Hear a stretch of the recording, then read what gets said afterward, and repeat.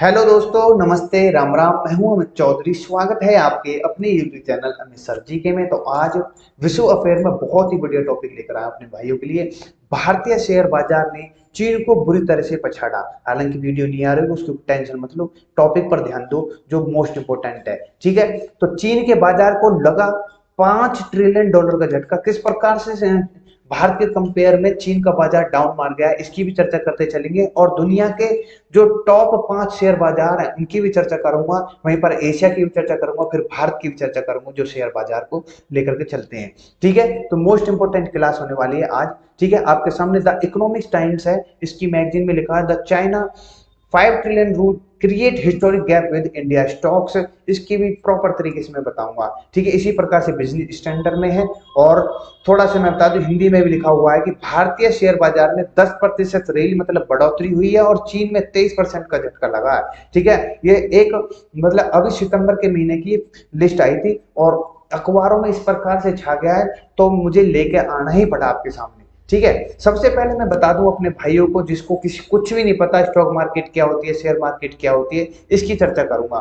ठीक है, share market या स्टॉक मार्केट एक ऐसी मार्केट है जहां बहुत सी कंपनी शेयर खरीदती हैं, बेच जाते हैं। मार्केट के अनुसार कई चीजों में फेरबदल होते हैं, उतार चढ़ाव चलते हैं। शेयर शेयर मतलब कुल मिलाकर ये है कि वहां पर जो शेयर कोई भी कंपनी है, आप जैसे कि हिस्सा बन जाओगे, उसमें जो उतार चढ़ाव होते हैं, जैसे कि पैसा लगाओगे, हाँ हालांकि पैसा लगाओगे, पैसा कमाओगे भी, लेकिन कुछ हद तक पैसा गवा भी देते हो। ठीक है, और जो गवाते हैं या फिर शेयर बाजार डाउन जाता है, उसकी एक एक सेकंड एक एक चीज की खबर रहती है इनके पास, किस प्रकार से जिससे ग्राहक के क्लाइंट या कस्टमर जो होते हैं वो काफी टूटे नहीं। ठीक है, इसको लेकर के यही होता है शेयर मार्केट कुल मिलाकर। ठीक है, किसी कंपनी का शेयर खरीदने का मतलब है आप उस कंपनी के पार्टनर बन गए हैं, जिसके कारण उस कंपनी के ग्रोथ होना या मुनाफा होना आपका मुनाफा होता है। इस मुनाफे में नुकसान पर हर सेकंड नजर रखी जाती है, जिससे ज्यादा से ज्यादा पैसा कमाने की तरकीब, कम से कम नुकसान की तरकीब लगाई जाती है। तो ये शेयर मार्केट होता है। ठीक है, अब मैं बता दूं चीन जो है किस प्रकार से गिरा।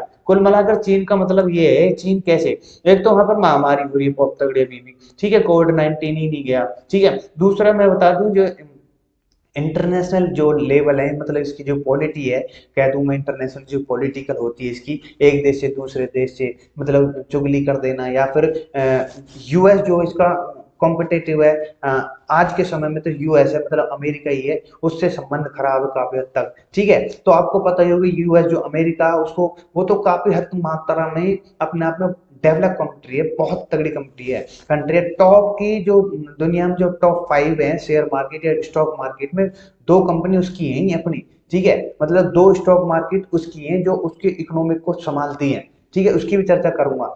तो लगा लो आप इसके व्यापार में कमी आ गई है इसको लेकर के। ठीक है, इंटरनेशनल लेवल पर एक दूसरे देश से बिगाड़ लेना, ठीक है, और महामारी का फैलना, ये मेन रीजन हो जाते हैं इसकी मार्केट डाउन होने में। ठीक है, तो चीन के स्टॉक मार्केट में जारी भारी गिरावट ने अपने सबसे बड़े इमर्जिंग मार्केट प्रतिस्पर्धी भारत का आकर्षण खत्म कर दिया। सितंबर में सप्ताह के तबाही के दौरान भारतीय बाजार यानी एमएससीआई इंडिया इंडेक्स में लगभग 10% रैली हुई, मतलब बढ़ोतरी हुई। वहीं पर उलट इसका उल्टा है, चाइना में 23% गिरावट की दर्ज की गई।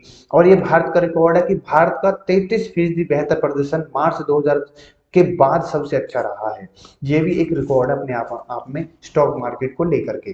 ठीक है, अब मैं थोड़ा बता दूं जो अपने भारत में क्यों भारत पर दाव लगा रहा है ग्लोबल इन्वेस्टर, मतलब भारत की कंपनी क्यों आ रही है इन्वेस्ट करने के लिए अपने भारत के अंतर्गत। ठीक है, ये भी थोड़े मैं बता दूं। दुनिया के दिग्गज मार्केट एक्सपर्ट में शुमार मार्क मोबियस ने इस साल की शुरुआत से ही चीन की तुलना भारत को ज्यादा अहमियत दी। कुल मिलाकर वो जो इन्वेस्ट करना चाहता है वो चीन में न करके अपने भारत में करेगा। जुपिटर एसेट मैनेजमेंट को देख लो, उन्होंने कहा है कुछ इमर्जिंग मार्केट फंड के लिए भारत की सबसे बड़ी होल्डिंग होगी। M&G इन्वेस्ट सिंगापुर की जो कंपनी है वो खासा ज्यादा इलेक्शन करेगी। ये सभी चीजें इंपॉर्टेंट है। कुल मिलाकर जो चाइना है ना, चाइना से अब लोग बाहर की कंपनियां इन्वेस्ट करने से डर रही हैं। ठीक है, वहीं अपना भारत जो एक स्ट्रॉन्ग और एक अलग मतलब जीडी पर बहुत प्रभाव पड़ा है इस चीज को लेकर के, इसी लेकर के जब तो 10% बढ़ोतरी हुई है। और चीन की स्टॉक मार्केट जो कि बिल्कुल डाउन हो गई है। कितनी घटी चाइनीज स्टॉक की वैल्यू ये बता दूं, 2021 में अब तक एमएससीआई चाइना इंडेक्स में शामिल कंपनियों की कुल मार्केट वैल्यू $5.1 लाख करोड़ की कमी आई है। यह जुलाई 2016 के बाद अपने निचले स्तर के करीब पहुंच गई है। और वहीं पर अपना भारत जो है इस दौरान $300 अरब से जोड़े हैं। कुल मिलाकर ये ऑल टाइम हाई पर पहुंच गया अपने भारत में। ठीक है, इंपोर्टेंट है मेरे भाइयों, यहाँ से क्वेश्चन उठ सकता है। ठीक है, स्टॉक मार्केट को लेकर के अब मैं जिक्र करूंगा दुनिया के सबसे बड़े 5 ऐसे स्टॉक एक्सचेंज, उनकी जिक्र कर देता हूं। सबसे पहला है जो कि अमेरिका का ही है, NYSE न्यूयॉर्क स्टॉक एक्सचेंज। और सेकंड नंबर पर जो कि ये भी अमेरिका का है, नेस्डेक, जिसको का इसके बारे में दोनों के बारे में बताऊंगा। टोक्यो स्टॉक एक्सचेंज जापान का है, संघाई स्टॉक एक्सचेंज जो कि चाइना का, ये एशिया का सबसे नंबर 1 है। ठीक है, संघाई स्टॉक एक्सचेंज आपसे पूछ सकता है। यूरोनेटेक्स जो कि नीदरलैंड का, आप एक बार इसको सर्च कर लेना। ठीक है, तो मैं बता दूं NYSE जो है ये सबसे पुराना स्टॉक एक्सचेंज है। इसमें 2400 कंपनियां हैं और 1792 में इसकी स्थापना हुई थी, ये लिख भी रहा है। ठीक है, इसमें Walt Disney, Coca Cola, JP Morgan Chase, Walmart जैसी कंपनियां शामिल हैं। न्यूयॉर्क का बाजार पंजीकरण 22.9 लाख करोड़ से ज्यादा है। इस पर रोजाना औसतन 2 से 6 अरब शेयर कारोबार होते हैं। किस पर?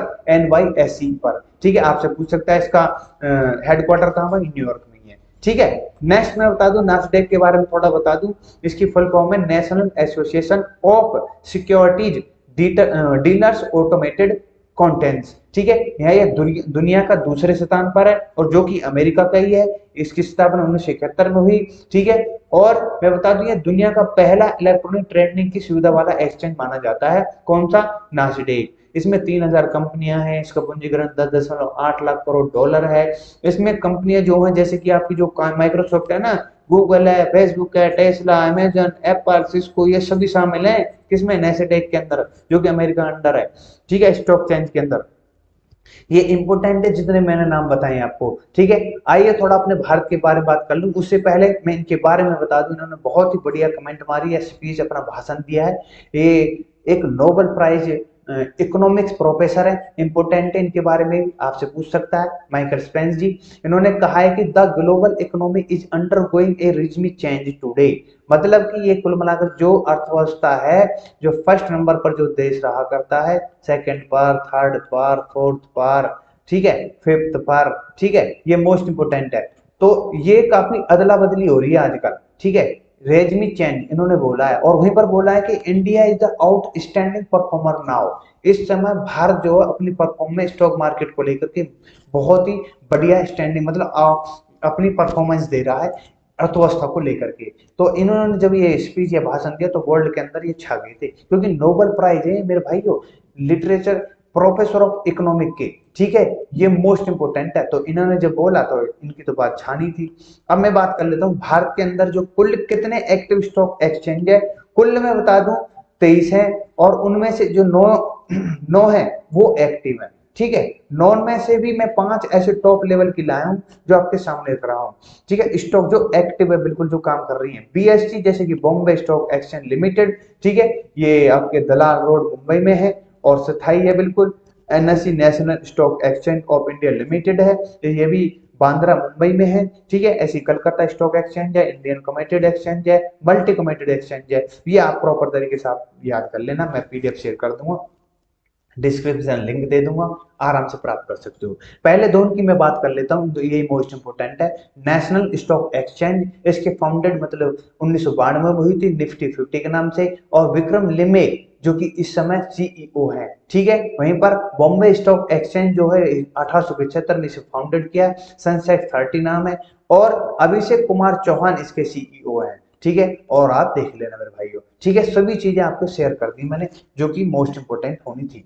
क्या भारतीय लाभान्वित हो रहे हैं, मतलब आम आदमी को क्या लाभ हो सकता है, किस प्रकार से, मैं थोड़ा सा मैं बात बताऊंगा, गहरी बात बताऊंगा कि पिछले 70 वर्षों में आजादी के बाद केवल 2% आबादी ही शेयर बाजार में निवेश करती है। 2%। वहीं पर मैं बता दूं जो शेयर मार्केट है, जो स्टॉक मार्केट है, इसमें अमेरिका के लोग 50% देते हैं। ठीक है, वहीं पर अपने भारत के अंदर 2% दे रहे हैं, और चीन में भी 7% दे रहे हैं। कुल मिलाकर अपना अगर मैं बताऊं आपको कि जो भारत के अंतर्गत जो ये कुल अपने एशिया के अंदर इस समय किसको जाना जाता है स्टॉक मार्केट में? संघई, अभी आपको बताया था, संघई स्टॉक एक्सचेंज, तो वो एशिया में सबसे नंबर 1 पर है। ठीक है, आजकल अगर चाइना की इकोनॉमी हिल डुल रही है तो एशिया पर प्रभाव पड़ता है। ठीक है, अगर मैं अपने भारत को क्यों ना हम इस प्रकार से डेवलप करें, 2% का भी अगर हमने 20% कर दिया ना, तो समझ लेना